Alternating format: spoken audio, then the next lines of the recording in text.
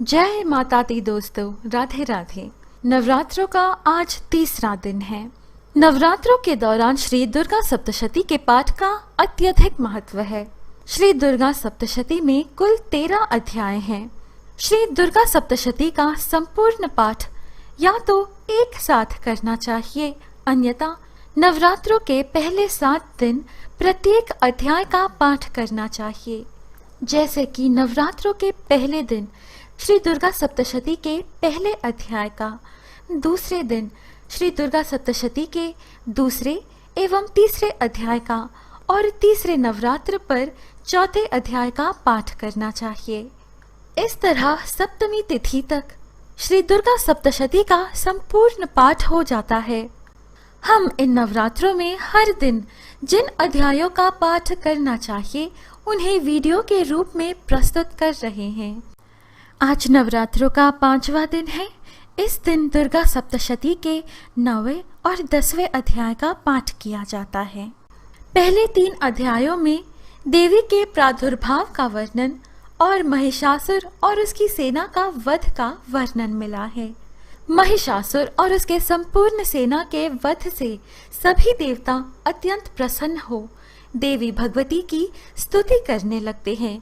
भगवती की स्तुति का वर्णन हम चौथे अध्याय में पाते हैं। फिर 5वें, 6ठे, 7वें और 8वें अध्याय में माँ काली के अवतार का वर्णन मिलता है। आज हम 9वें और 10वें अध्याय का पाठ कर रहे हैं। इसमें शुंभ निशुंभ के वध का विवरण है। दुर्गा सप्तशती के अलग अलग अध्यायों का अपना अपना महत्व होता है। जैसे कि 9वां अध्याय गुमशुदा की तलाश, हर प्रकार की कामना एवं पुत्र आदि के लिए। बहुत से लोग जो घर छोड़ जाते हैं या खो जाते हैं, यह पाठ उनके लौटने का साधन बनता है। 10वां अध्याय अच्छे पुत्र की कामना रखने वाले या बच्चे गलत रास्ते पर चल रहे हो तो यह पाठ पूर्ण फलदायी है। भक्तों, हमेशा की तरह जय माता दी लिखकर कमेंट अवश्य करें और वीडियो अच्छी लगने पर लाइक करना ना भूलें। और यदि आपने अभी तक हमारे चैनल को सब्सक्राइब नहीं किया है तो यही अवसर है, अभी सब्सक्राइब कर दें। कहिए जय माता दी, लिखिए जय माता दी। रक्त बीज के मारे जाने पर और अपनी बहुत बड़ी सेना का इस प्रकार सर्वनाश होते देखकर शुंभ और निशुंभ का देवी से घोर युद्ध होने लगा और वे दोनों असुर इस प्रकार देवी पर बाण फेंकने लगे जैसे मेघों से वर्षा हो रही हो। उन दोनों के चलाए हुए बाणों को देवी ने अपने बाणों से काट डाला और अपने शस्त्रों की वर्षा से उन दोनों दैत्यों को चोट पहुंचाई। देवी ने अपना शंख बजाया और धनुष के टंकोर का भी अत्यंत दुस्सह शब्द किया। साथ ही अपने घंटे की शब्द से, जो कि संपूर्ण दैत्य सेना के तेज को नष्ट करने वाला था, संपूर्ण दिशाओं में व्याप्त कर दिया। इसके पश्चात देवी के सिंह ने भी अपनी दहाड़ से, जिसे सुन बड़े बड़े बलवानों का मद चूर चूर हो जाता था, आकाश, पृथ्वी और 10 दिशाओं को पूरित कर दिया। फिर आकाश में उछलकर काली ने अपने दांतों तथा हाथों को पृथ्वी पर पटका। उसके ऐसा करने से ऐसा शब्द हुआ जिससे कि उससे पहले के सारे शब्द शांत हो गए। फिर शुंभ के छोड़े बाणों को देवी ने और देवी के छोड़े बाणों को शुंभ ने अपने बाणों से काट सैकड़ों और हजारों टुकड़ों में परिवर्तित कर दिया। इसके पश्चात जब चंडिका ने क्रोध में भर शुंभ को त्रिशूल से मारा तो वह मूर्छित होकर पृथ्वी पर गिर पड़ा। जब उसकी मूर्छा दूर हुई तो वह धनुष लेकर आया और अपने बाणों से उसने देवी काली तथा सिंह को घायल कर दिया। फिर उस राक्षस ने 10,000 भुजाएं धारण करके चक्रादि आयुधों से देवी को आच्छादित कर दिया। तब भगवती दुर्गा ने कृपित होकर अपने बाणों से उन चक्रों तथा बाणों को काट डाला। यह देखकर निशुंभ हाथ में गदा लेकर चंडिका को मारने के लिए दौड़ा। उसके आते ही देवी ने तीक्ष्ण धार वाले खड्ग से उसकी गदा को काट डाला। निशुंभ आता देखकर चंडिका ने अपने शूल से उसकी छाती पर प्रहार किया और उसकी छाती को चीर डाला। शूल विदीर्ण हो जाने पर उसकी छाती में से एक उस जैसा ही महापराक्रमी दैत्य निकला। उसको देखकर देवी ने बड़े जोर से ठहाका लगाया। अभी वह निकलने भी ना पाया था कि उसका सिर अपनी तलवार से काट डाला। सिर के कटने के साथ ही वह पृथ्वी पर गिर पड़ा।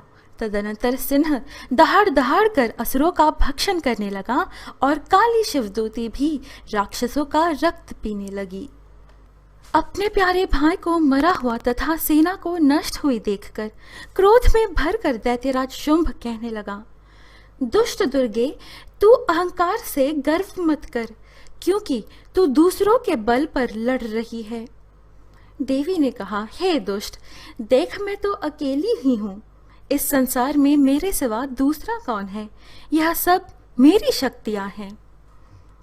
तब देवताओं तथा राक्षसों के देखते ही देखते देवी तथा शुंभ में भयंकर युद्ध होने लगा। अंबिका देवी ने सैकड़ों अस्त्र शस्त्र छोड़े। उधर दैत्यराज ने भी भयंकर अस्त्रों का प्रहार आरंभ कर दिया। दैत्य ने देवी की छाती में बड़े जोर से एक मुक्का मारा। दैत्य ने जब देवी को मुक्का मारा तो देवी ने भी उसकी छाती में जोर से एक थप्पड़ मारा। थप्पड़ खाकर पहले तो दैत्य पृथ्वी पर गिर पड़ा, किंतु तुरंत ही वह उठ खड़ा हुआ। फिर वह देवी को पकड़कर आकाश की ओर उछला। देवी आकाश में दैत्य के साथ बहुत देर तक युद्ध करती रही। फिर देवी ने उसे आकाश में घुमाकर पृथ्वी पर गिरा दिया। देवी के त्रिशूल से घायल होने पर उस दैत्य के प्राण पखेरु उड़ गए और उसके मरने पर समुद्र, द्वीप, पर्वत और पृथ्वी सब कांपने लग गए। तदनंतर उस दुष्ट आत्मा के मरने से संपूर्ण जगत प्रसन्न व स्वस्थ हो गया तथा आकाश निर्मल हो गया। पहले जो उत्पात सूचक मेघ और उल्कापात होते थे वह सब शांत हो गए। उसके मारे जाने पर नदियां अपने ठीक मार्ग से बहने लगी। संपूर्ण देवताओं का हृदय हर्ष से भर गया। गंधर्व बाजे बजाने लगे और अप्सराएं नाचने लगी। पवित्र वायु बहने लगी। सूर्य की कांति स्वच्छ हो गई। यज्ञशालाओं की बुझी हुई अग्नि अपने आप प्रज्वलित हो उठी तथा चारों दिशाओं में शांति फैल गई। भक्तों, यहाँ दुर्गा सप्तशती के 9वें और 10वें अध्याय संपूर्ण होते हैं। जय माता दी लिखकर इस वीडियो को लाइक करना ना भूलें। नव दुर्गा की कथाएं, दुर्गा सप्तशती के अन्य अध्याय और आध्यात्मिक वीडियोस पाने के लिए कृपया हमारे YouTube चैनल पवित्र वचन को सब्सक्राइब कर हमसे बने रहिएगा। अभी मुझे अनुमति दीजिए, जल्द मिलेंगे अगली वीडियो में। जय माता दी।